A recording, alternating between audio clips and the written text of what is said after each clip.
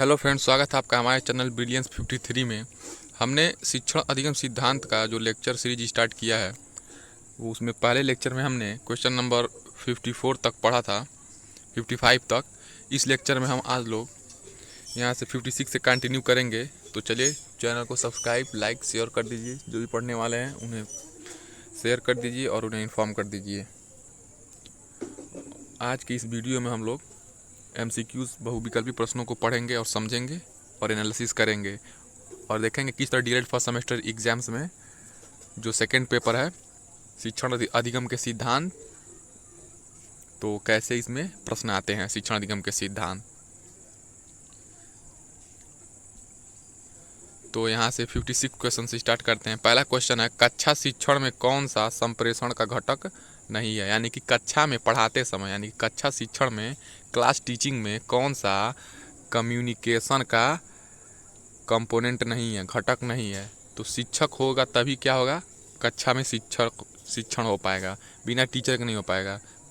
जब पाठ्यवस्तु ही नहीं रहेगी तो कैसे सिलेबस पूरा होगा। जब सिलेबस ही नहीं रहेगी तो एग्ज़ाम कैसे देंगे। अभिभावक तो घर पे रहते हैं, अभिभावक बस, इनका कोई रोल नहीं होता है कक्षा शिक्षण में। छात्र होंगे, यानी कि कक्षा में पढ़ाते समय शिक्षक होंगे, छात्र होंगे, पाठ्यवस्तु होगी, लेकिन अभिभावक नहीं होंगे। तो ये पूछा है कौन सा घटक नहीं है, तो यही उत्तर हो जाएगा।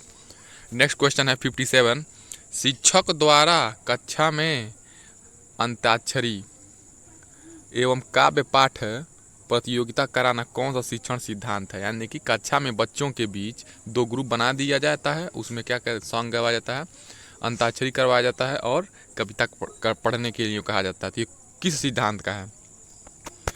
नियोजन का सिद्धांत है, निश्चित उद्देश्य का सिद्धांत है, क्रियाशीलता का सिद्धांत है, अभिप्रेरणा एवं रुचि का सिद्धांत है। तो ये किसका सिद्धांत है, बच्चे एक्टिव रहे मेंटली, इसीलिए ये क्रियाशीलता का सिद्धांत है, ये एक्टिविटी का सिद्धांत है। उदाहरणों एवं दृष्टांतों के द्वारा कोई सामान्य नियम या सिद्धांत बनाना कौन सा शिक्षण सूत्र है।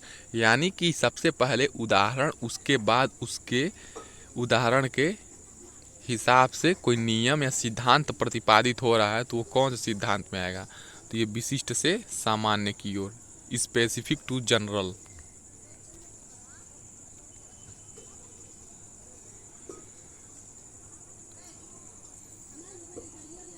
है 59 है, पाठशाला या विद्यालय को उद्यान की संज्ञा किसने दी है। Herbert, Montessori, Froebel, Franklin. तो पाठशाला को विद्यालय या विद्यालय को उद्यान की संज्ञा किसने दी है, यानी कि बागीचा, तो फ्रावेल ने दिया है। छात्रों को अपने भावों एवं विचारों को व्यवस्थित ढंग से अभिव्यक्त करना किस प्रविधि या किस टेक्निक में आता है। प्रविधि का मतलब होता है टेक्निक होता है, TECHNIQUE। तो प्रश्नोत्तर प्रविधि यानी कि क्वेश्चन आंसर टेक्निक, वाद विवाद प्रविधि, प्रयोगशाला यानी कि लेबोरेटरी टेक्निक, पाठ्य पुस्तक प्रविधि, सिलेबस बुक्ड टेक्निक। तो छात्रों को अपने भावों एवं विचारों को व्यवस्थित ढंग से किस प्रविधि में किया जाता है। तो जब बच्चे वाद विवाद करेंगे तभी अपने विचारों को व्यवस्थित ढंग से व्यक्त कर पाएंगे। प्रश्नोत्तर प्रविधि के जन्मदाता हैं कौन है। प्रश्नोत्तर प्रविधि के जन्मदाता कौन है, क्वेश्चन एंड आंसर टेक्निक के जन्मदाता कौन है, सुकरात हैं। संप्रेषण प्रक्रिया प्रभावी होती है यदि संप्रेषण क्या होगी, तीव्र गति से होगी। संप्रेषण तीव्र गति से नहीं होना चाहिए, प्रभावशाली तरीके से होना चाहिए। कक्षा कक्षों की कमी होने पर शिक्षक अपनाता है, क्या अपनाता है, मतलब कक्षा कक्षों की कमी, यानी कि जब कम क्लास होगा तो बहुकक्षा शिक्षण होगी, यानी कि सारे बच्चों को एक क्लास में पढ़ाया जाता है। कक्षा शिक्षण में प्रशंसात्मक शब्दों का प्रयोग किया जाता है। व्याख्यान कौशल, नियमन कौशल, पुनर्बलन, उद्दीपन, परिवर्तन कौशल। ठीक है। तो कक्षा शिक्षण में बच्चों की प्रशंसा करने के लिए क्या किया था, उन्हें मोटिवेट किया जाता है, उन्हें उनके रीइंफोर्समेंट के लिए, यानी कि पुनर्बलन कौशल यानी कि रीइंफोर्समेंट स्किल बढ़ाने के लिए उनके अंदर किया जाता है, ताकि वो मोटिवेट रहें और अच्छे से स्टडी करें।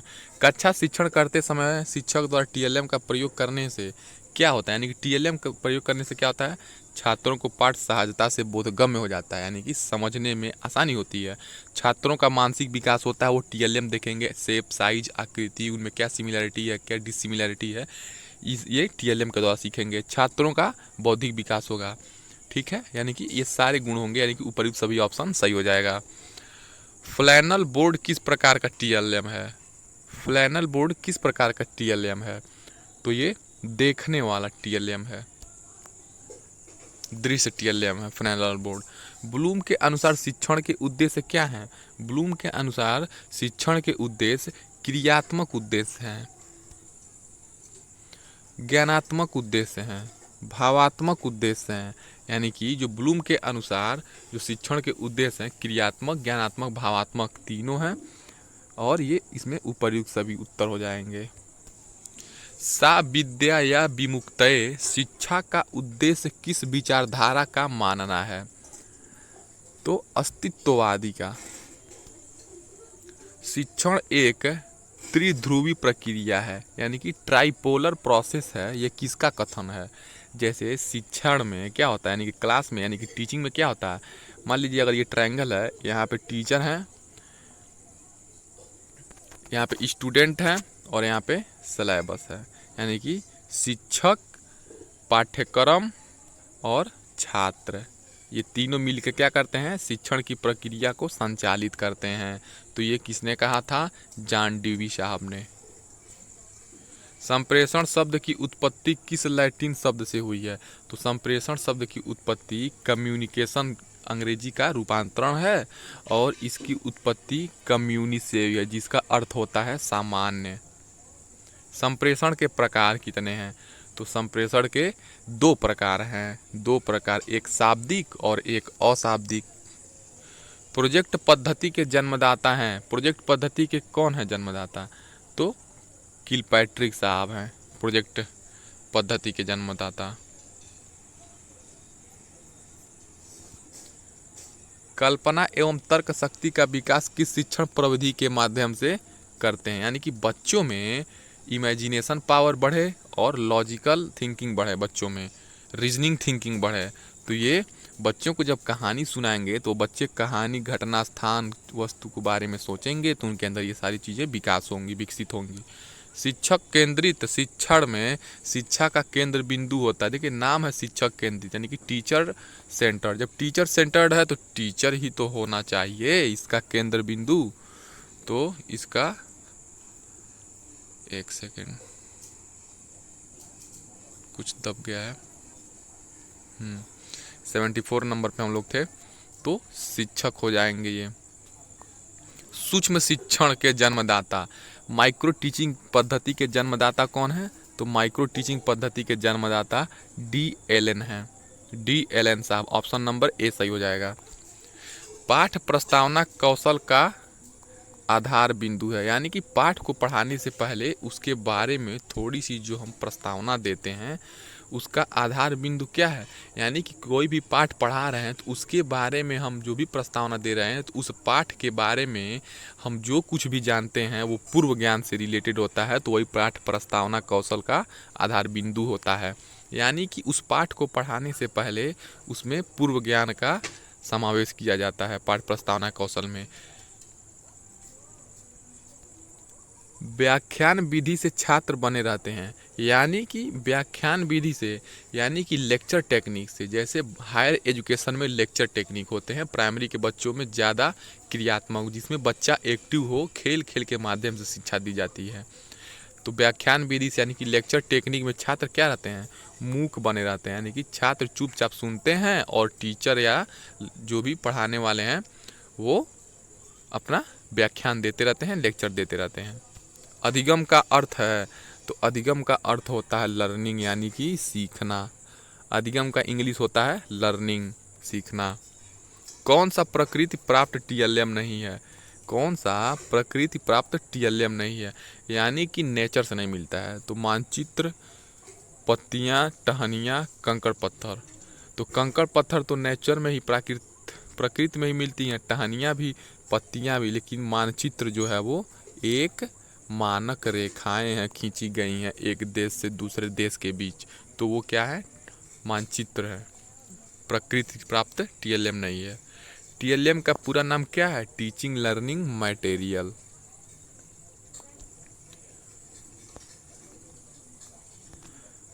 किस शिक्षण सूत्र में सब पहले तथ्य या विषय वस्तु की पूर्ण जानकारी अल्प रूप से दी जाती है, फिर उसे एक एक अंश की जानकारी दी जाती है। तो ये किस शिक्षण सूत्र में होता है, यानी कि शिक्षण सूत्र में पहले फैक्ट बता देंगे या विषय वस्तु की पूर्ण जानकारी दे देंगे, ठीक है, अल्प रूप में दी जाती है तो ये, और उसे एक एक अंश की जानकारी दी जाती है, तो ये हो जाएगा आपका पूर्ण से अंश की ओर। जब पहले पूर्ण दे रहे हैं जानकारी नॉलेज, बाद में थोड़ा थोड़ा करके दे रहे हैं, तो ये क्या हो जाएगा, पूर्ण से अंश की ओर हो जाएगा टेक्निक। एक बालक को अंग्रेजी पढ़ाना है, एक बालक को अंग्रेजी पढ़ाना है, इसके अंतर्गत उसे शब्द बताना है तो पहले उसे ABCD सिखाना चाहिए। यह किस शिक्षण सूत्र के अंतर्गत आता है, यानी कि बालक को पढ़ाने से पहले उस शब्द का जो भी वर्णमाला है, उस लैंग्वेज का वर्णमाला है, पढ़ाएंगे तभी वो क्या करेगा, पढ़ पाएगा। तो ये ज्ञान प्राप्त करने वाली सूत्र हो जाएंगे शिक्षण सूत्र। गतिविधियों के प्रकार हैं, तो गतिविधि कितने प्रकार की होती हैं, ज्ञान प्राप्त करने वाली गतिविधि होती है, ज्ञान व्यक्त करने वाली गतिविधि होती है, अनुभव करने वाली गतिविधि होती है। तो अनुभव करने वाली गतिविधि का मतलब क्या हो जाएगा, जैसे पर्यटन विधि हो गया। ज्ञान प्राप्त करने की विधि क्या हो जाएगा, व्याख्यान विधि हो जाएगा। ज्ञान व्यक्त करने की विधि क्या हो जाएगा, लेबोरेटरी भी हो सकता है ये। तो ये क्या हो जाएगा, ये ऑप्शन नंबर 4 सही हो जाएगा, यानी कि ए सभी हो जाएगा।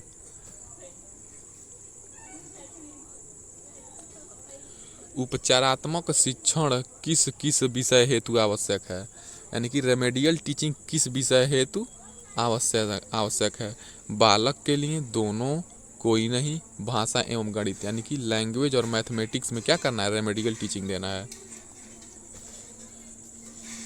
उस ऑप्शन के हिसाब से उपचारात्मक शिक्षण किन किन कक्षाओं के लिए उपयोगी है, तो उपचारात्मक शिक्षण कक्षा 2 और कक्षा 3 के बच्चों के लिए उपयोगी होता है। डाल्टन पद्धति के जन्मदाता कौन है, डाल्टन पद्धति के जन्मदाता जॉन डाल्टन हैं, पार्कहर्स्ट हैं, फ्राबेल हैं, कोई नहीं।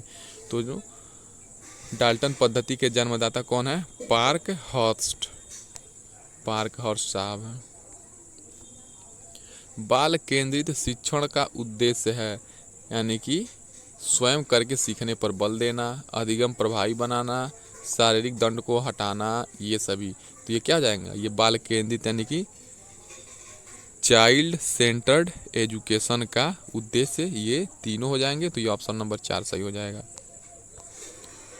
अधिगम क्या है, अधिगम क्या है, सीखने की प्रक्रिया, सिखाने की प्रक्रिया, सीखने तथा सिखाने की प्रक्रिया, कोई नहीं। तो अधिगम क्या है, सीखने तथा सिखाने दोनों की प्रक्रिया है। अधिगम या लर्निंग में ये नहीं आता है कि बस सिखाया जाता है, ये सीखने और सिखाने दोनों की प्रक्रिया है। शिक्षण की त्रिमुखी प्रक्रिया के 3 बिंदु हैं, शिक्षक, शिक्षार्थी और पाठ्यक्रम है। कथन है, शिक्षण सूत्र पथ प्रदर्शन करते हैं जिनमें सिद्धांत से व्यवहार में सहायता के लिए अपेक्षा की जाती है, यानी कि जो भी शिक्षण सूत्र होते हैं कक्ष में शिक्षण के लिए आवश्यक होते हैं, उनके शिक्षण सूत्र में जो क्या करते हैं, ये पथ प्रदर्शन करते हैं, यानी कि सहायता प्रदर्शित करते हैं।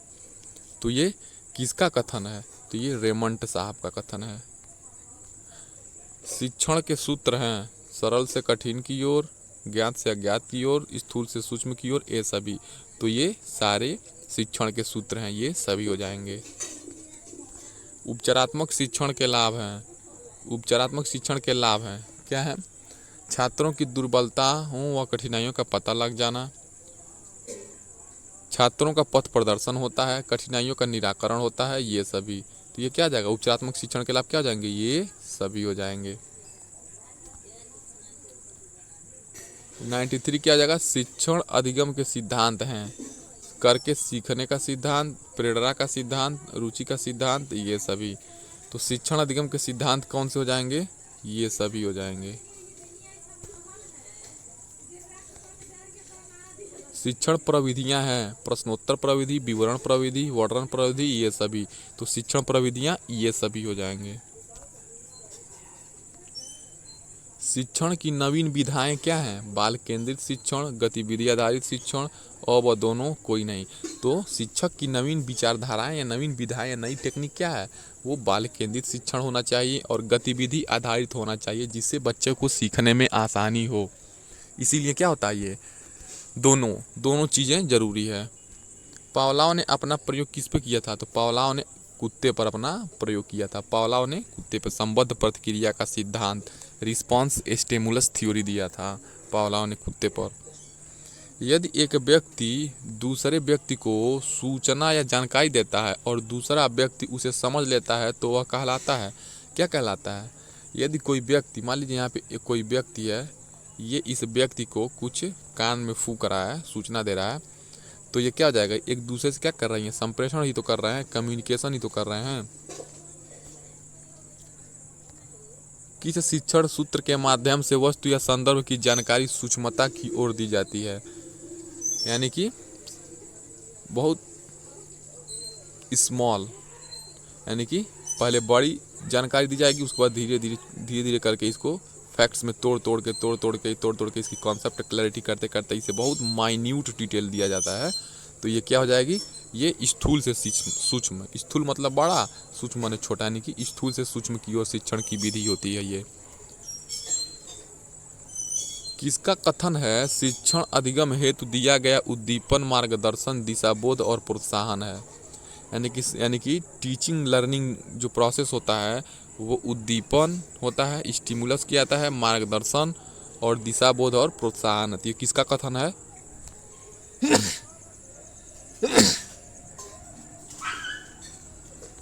बर्टन का ये कथन हो जाएगा।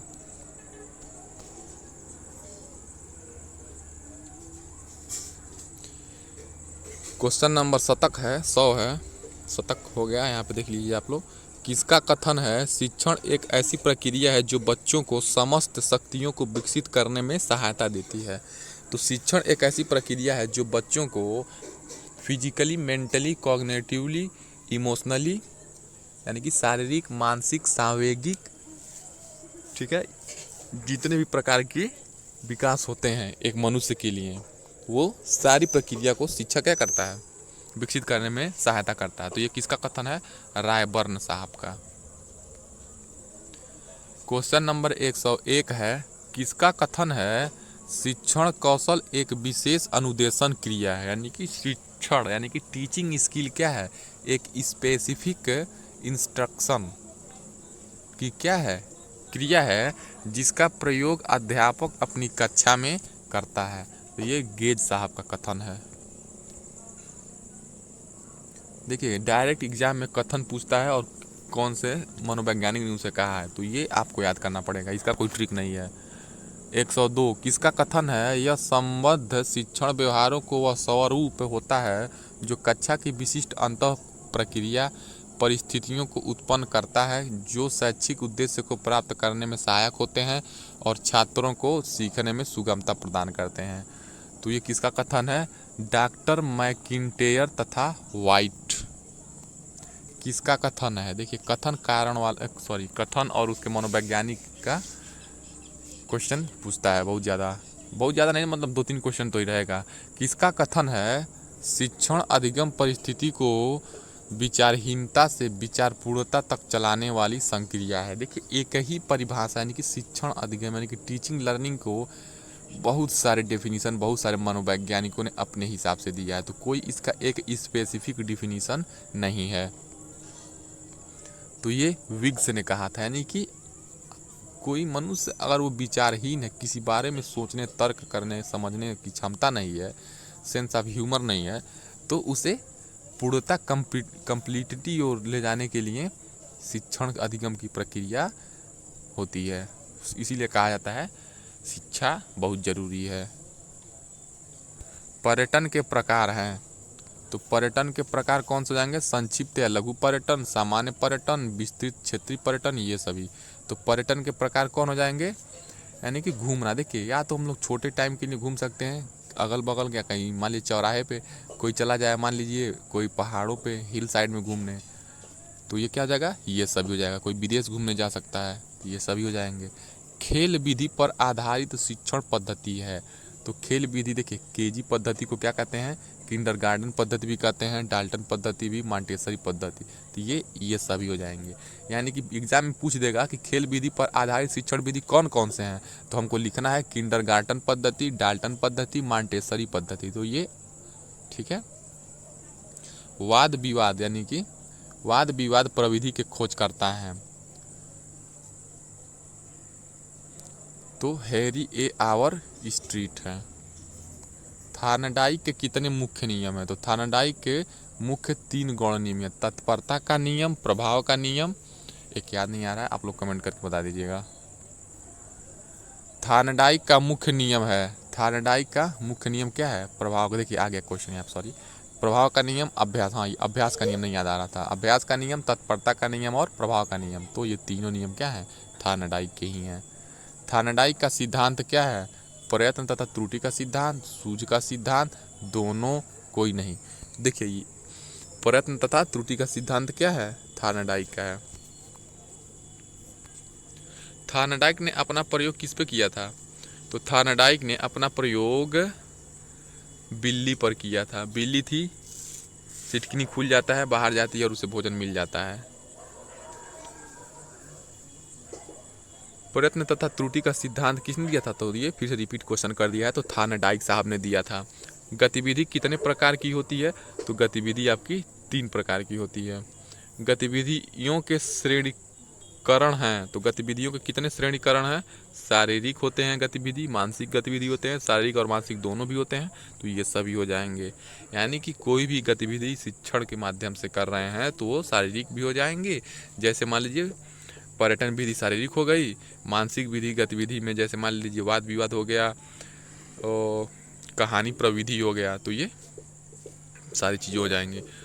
तो हमने क्वेश्चन नंबर 113 तक पढ़ लिया है, और आप लोग को जो ना समझ में आए कमेंट कर सकते हैं, चैनल को शेयर कर दीजिए, लाइक सब्सक्राइब कर दीजिए, और जो भी DELED फर्स्ट सेमेस्टर में इस बार एग्ज़ाम देने वाले हैं उनको शेयर कर दीजिए। पढ़ते रहिए, मस्त रहिए। मिलते हैं नेक्स्ट वीडियो में।